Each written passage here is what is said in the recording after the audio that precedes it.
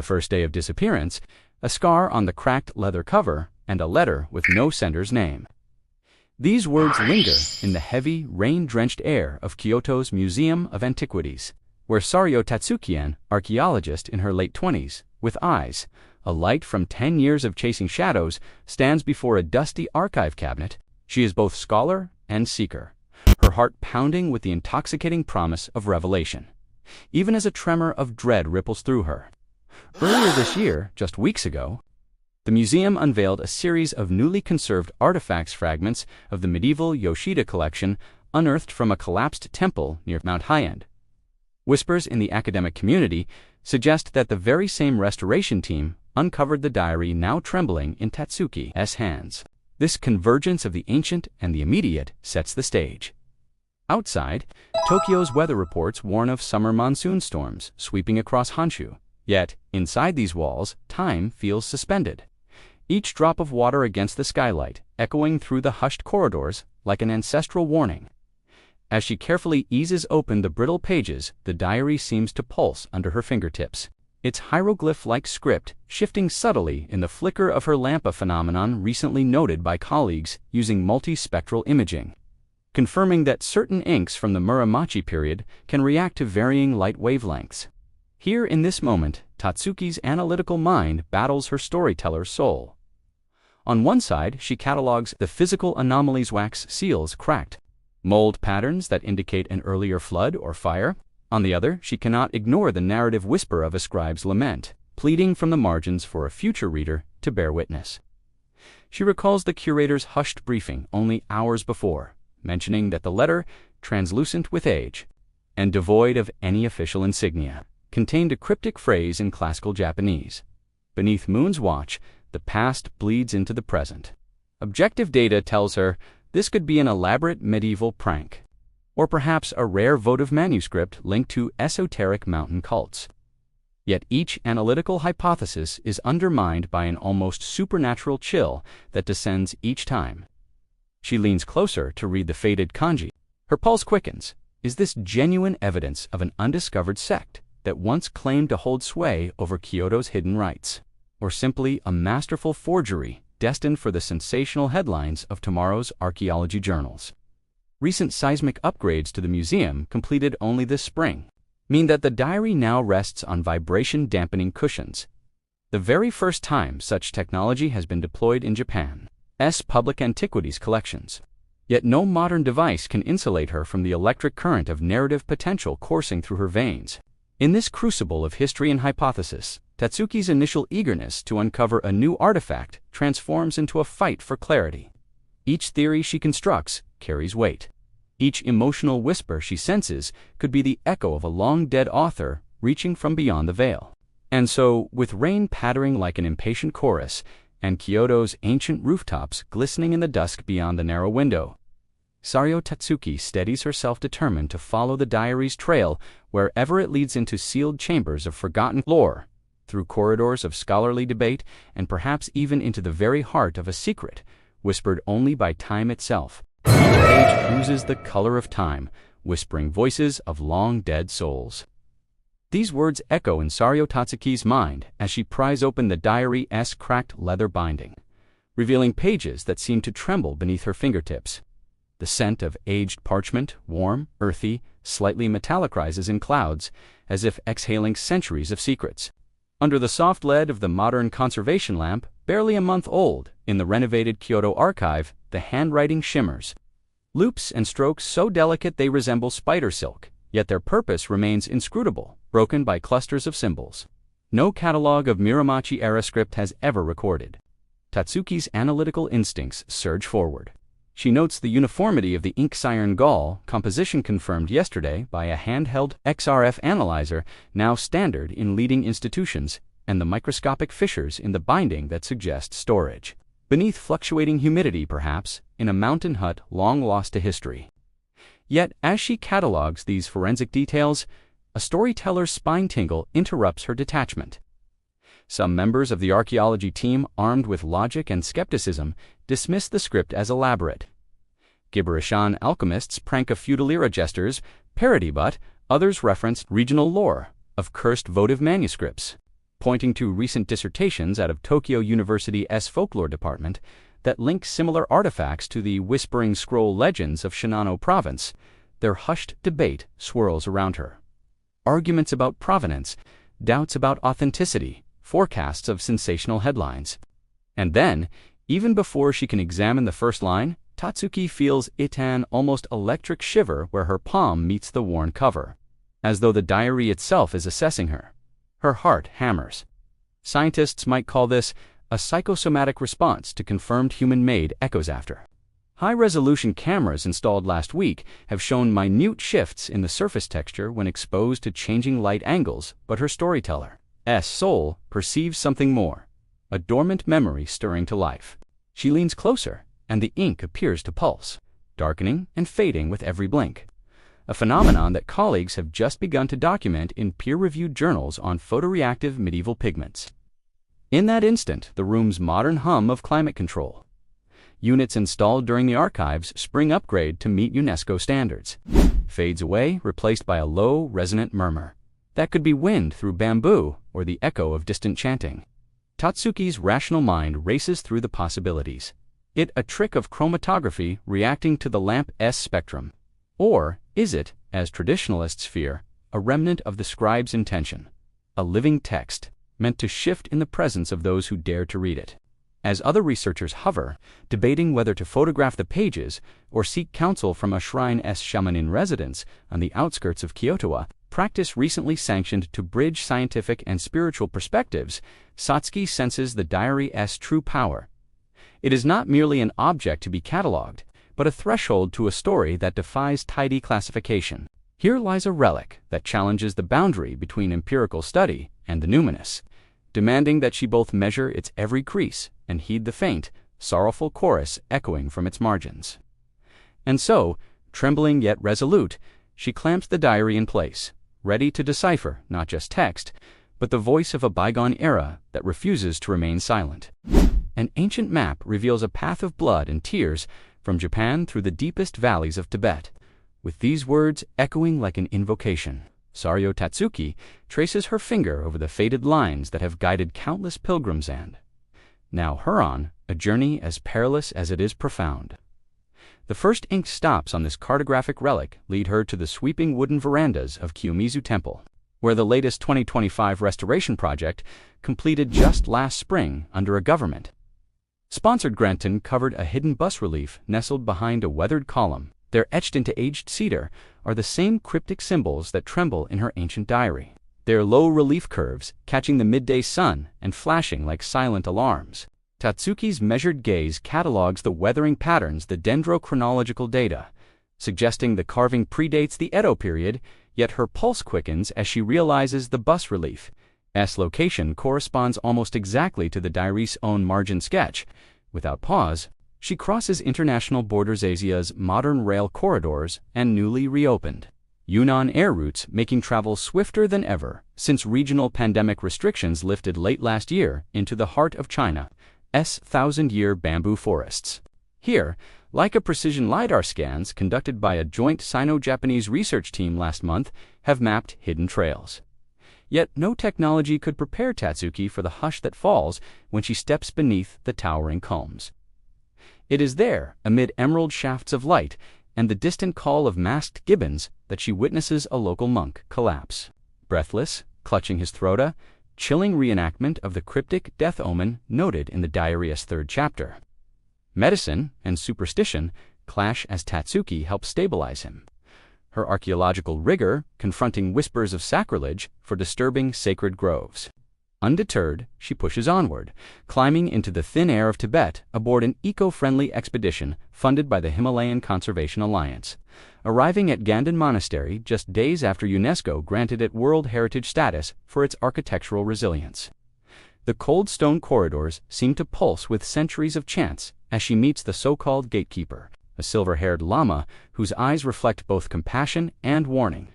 In a low, gravel, rough voice, he intones, "Anyone who reads the diary will glimpse the shattered past and future." And as Tatsuki watches the flames dance in the prayer butter lamps, she realizes that this journey, bridging meticulous field surveys and the raw immediacy of legend, has become more than a scholarly expedition. It is a crucible in which every empirical datum and every whispered confession converge, compelling her to ask, will the truths she uncovers heal old wounds or open fresh ones in the fragile continuum between history and destiny? Each diary page is a fragment of a deadly game, with Tatsuki trapped in the center. From the moment she flicks open the spine, the atmosphere thickens. The chiaroscuro of her desk lamp dances across the ink-stained leaves, casting shadows that quiver like living things. Tatsuki's breath catches as she begins to decode the opening section, revealing the harrowing account of an alchemist monk who, centuries ago, sought to defy mortality by painstakingly binding the souls of the dying to paper-reach intricate kanji stroke a tether between life and oblivion. Her analytical mind catalogs every anomaly. Spectroscopic assays, conducted in May 2025, detect trace elements of crushed lotus petals mixed into the ink. A botanical signature corroborating recent botanical historians' studies at Kyoto University, carbon dating confirms the text aligns precisely with the Muromachi-era's final decades. Yet, as she pores over the narrative, the diary itself seems to pulse. The monk's whispered lament, "I gave my brothers to ink and flame. Will any reader beware the cost?" echoing in the silence. Moving deeper into the middle chapters, Tatsuki notes how the symbols shift subtly under the full moon's light, a phenomenon her team's photometric sensors first recorded during last month's rare lunar perigee. Each night after midnight, the glyphs slide and reconfigure spelling. New warnings that conflate past tragedies with ominous future portents. Objective commentary meets visceral dread as she correlates these transformations with lunar cycles documented by the Japan Meteorological Agency, underscoring that the scribe's intentions may have harnessed celestial mechanics to animate his creation. And here lies the key lesson. The diary does more than recount lost Larit, predicts the fate of its reader. Tatsuki's pulse races when she realizes that several of the diary's prophecies, cataloged in her digital field journal, recent inexplicable events within the museum itself, unexplained power failures, phantom footsteps in the East Wing, and even the curator's unexplained collapse last week under a skylight newly retrofitted with UV-filtered glass. As the final pages approach, Tatsuki understands. She is not merely an interpreter of history, but an unwitting participant in a ritual whose endgame remains shrouded in ink and moonlight. And she must decide whether to finish reading, risking her own destiny, or close the book and leave its deadly secrets unspoken. When the curse awakens, Tatsuki suddenly sees his own phantom in the mirror. The words reverberated through the dimly lit conservation lab as the last flicker of her headlamp danced across the cracked leather cover. And in that suspended moment, Tatsuki felt the air grow denser, charged with something not entirely of this world. It began with the unthinkable. Dr. Nakamura, her closest ally in the excavation, had reached out, trembling to turn the brittle page, and within seconds he was gone, as if swallowed by the library's shadowed stacks. CCTV footage, updated just this month to 4K resolution, recorded only the whisper of his voice echoing against glass and steel before the feed cut to static. Tatsuki's heart pounded, her rational mind racing through every scientific explanation. A power surge in the newly installed backup generators. An elaborate illusion crafted with projection mapping.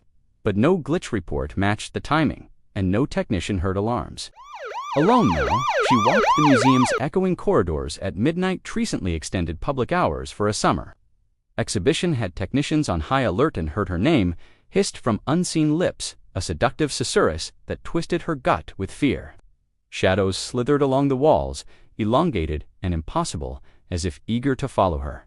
She pressed against the cold window pane overlooking Kyoto's rain-slicked rooftops, recalling last week's meteorological bulletin forecasting clear skies, yet tiny drizzles fell in defiance as though summoned by the diary itself. Each hallucination felt too vivid to be mere blood sugar dips or exhaustion from marathon transcription sessions. Her pulse raced at precisely the times the diary's glyphs had morphed under this month's full moon, an alignment confirmed by astronomers on social media before the meteor shower, linking celestial events to the book's uncanny behavior. She knew the logical choice would be to destroy the source. Lay the diary atop the flame of the archive's conscientious incinerator, a machine upgraded earlier. this year to meet environmental standards, but the thought of burning centuries of human history felt like sacrilege, an erasure of truths that science and spirit both thirsted to understand. Could she risk unleashing another colleague into the void merely to silence a legend? Or was she compelled, by duty and curiosity alike, to press onward to decode every malignant prophecy scrawled in Iron-gall ink, despite the growing chorus of warnings? Tatsuki steadied her breath. Recalling the curator's voice on the phone, this morning grave, yet measured dirging caution now that news outlets had caught wind of Nakamura's disappearance and were clamoring for sensational headlines. The museum's director had already assembled a crisis team, ready to deem the diary a hoax or hide it from prying eyes. But Tatsuki knew the stakes transcended institutional reputation. This was no longer academic pursuit. It was survival. And so, hands trembling yet resolute, she returned to her workstation, flipped open the diary's moth-eaten cover, and steeled herself to seal her colleague's fate by silence, or to stare unflinchingly into the abyss inked on these pages, risking every fiber of her being to see what lay beyond the threshold of fear. Only one page remains, a truth that will push Tatsuki to the brink. With her flashlight's beam quivering over the moss-clad stones, Saryo Tatsuki finds herself in the ghostly remains of a once vibrant village nestled in the shadow of Mount Haiyan, abandoned settlement recently mapped in high resolution 3D by drone surveys commissioned in early 2025 to preserve Japan's vanishing cultural landscapes. Here, amid toppled thatch roofs and weather-worn lanterns, she unearths the final clue, a faded map tucked into a broken wooden box, marking the location of a ruined Shinto shrine rumored to have been the alchemist monk's last refuge. Guided by this spectral blueprint, Tatsuki descends into a hidden subterranean chamber, its entrance concealed beneath a collapsed torii gate, now stabilized by the museum's new structural reinforcement program. Inside, the air is thick with the scent of damp earth and ancient incense. On a stone altar lies the diary's original manuscript pages, so fragile that they crackle at the slightest touch, revealing, in perfectly preserved kanji, the precise ritual needed to undo the curse. A blend of purified spring water from the shrine's sacred well, rare Yamabushi chants recorded on digital devices just last month by ethnographers, and the ritual burning of lotus-stained ink. Yet as she reads, the chamber's LED strip lighting installed during the local Heritage Society's 2024 restoration flickers, and she knows the moment of choice has arrived. To enact the ritual is to honor the monk's legacy and free her colleague's soul. But each step entangles her deeper in forces she barely understands. To destroy the diary is to sever a link to truth, risking the loss of centuries of knowledge. Heart-pounding with both scholarly duty and human compassion, Tatsuki presses her palm against the last page, feeling its warmth alive. Insistent hand steels herself to decide, sacrifice knowledge to save a life, or safeguard history at an unbearable cost. The night sky erupted into 1,000 shards of light as curse and truth collided across time. In that electric moment, Tatsuki stood at the threshold of the ruined shrine's underground chamber. Clutching the final ritual ingredients in one hand and the diary in the other, its Iron-gall pages crackling with latent energy. A sudden flash, brighter than any LED emergency lamp recently installed beneath the torii arch, ignited the margins in a blaze of pale blue flame. Objective sensors embedded in her wrist-mounted device recorded a rapid spike in ambient temperature data she knew would fascinate her fellow researchers. Yet her mind was overwhelmed by the raw, unrepeatable experience unfolding before her eyes. As the diary's cover curled inward, its blackened edges unfurling, Tatsuki felt a visceral rupture in the veil between past and present. The alchemist monk's anguished whispers echoed against the stone walls, merging with the lab's climate control hum and the distant monsoon thunder drumming above the village. With one final breath, she cast the book into the fire pit carved into the altar stone, and the blaze roared to life, racing up the ink-stained pages with hungry intensity. Across the chamber's polished granite floor, the phantom of her missing colleague materialized translucent.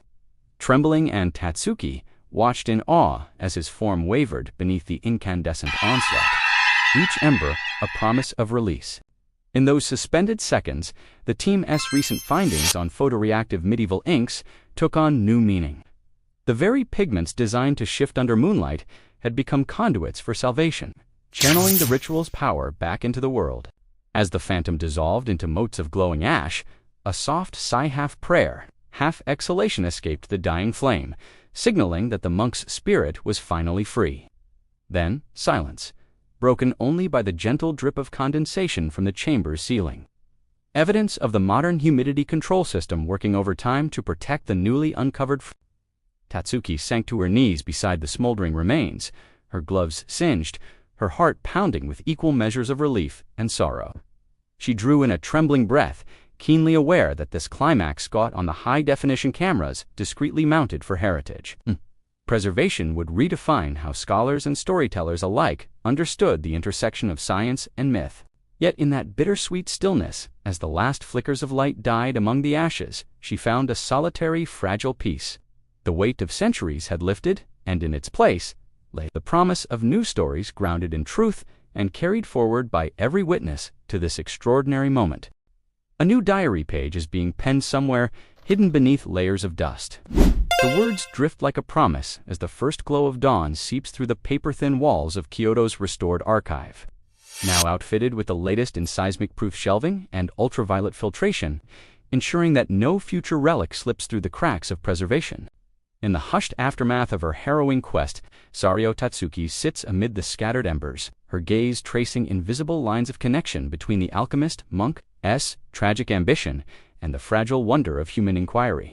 She reflects on a journey that has tested every measure of her resolve, the feverish pursuit of knowledge that tipped into obsession, the humbling realization that even the most meticulous science, her handheld spectrometers, drone topographies, and multispectral imaging, cannot fully account for the pulse of myth alive in a single leaf of ink-stained parchment. Yet it is in this nexus of data and dream that she found both peril and purpose, a truth that transcends any single discipline, reminding us that ambition must be tempered by respect for forces beyond our control. Behind the scenes, a brief interview captured on a discreetly placed 4K heritage camera last week reveals Tatsuki's own astonishment as she describes her passage into what she terms the spirit world. A liminal space, not of ghosts and ghouls, but of memory's seeking voice, where the soft whisper of ancient chants intermingled with the steady whir of modern archives. I felt as though I was reading the scribe's heartbeat, she confides, eyes still bright with the echo of revelation. And though the diary that bound lives to ink has turned to ash, its final act gestures outward toward another manuscript waiting in silence perhaps, unearthed by a chance find in a dusty shrine attic or glimpsed in a scholar's unpublished notes. The world's archives, after all, are never truly closed.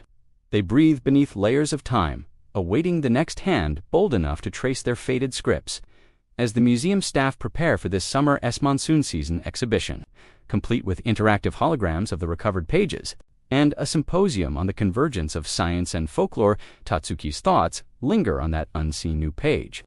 It is a whisper of continuity, an ellipsis that beckons viewers.